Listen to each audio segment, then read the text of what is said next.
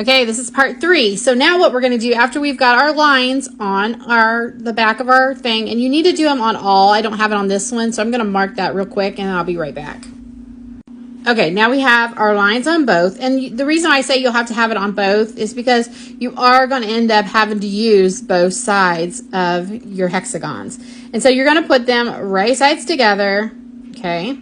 And then you are going to sew from this point where your lines meet up to this point right here where the lines meet up again, okay? So you're going to sew a straight line. Okay, so we're just going to take our needle and we're just going to weave it.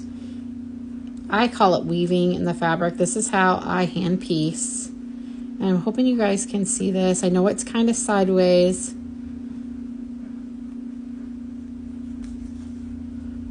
Okay, and I do have a knot in the end of my thread. And you can just kind of keep it on that line.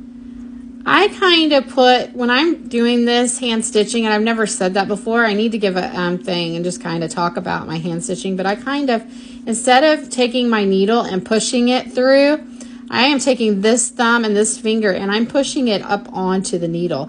And sometimes that kind of helps me,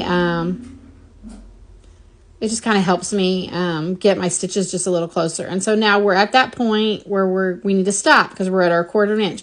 And so what I'm going to do is I'm just going to back stitch a couple times. Okay, maybe one more.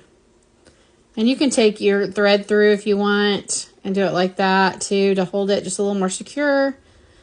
You can do that as many times as you want. I call that a back stitch.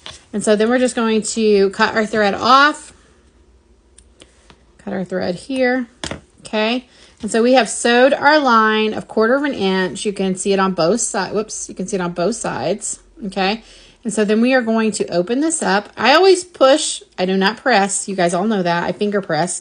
And so I just push my, and I use this little seam presser to one side. And so you have your first 2 hexagons sewed together. And so I'm going to make a part 4 for that one. So this is part 3. So stay tuned and I'll show you how to sew the next one.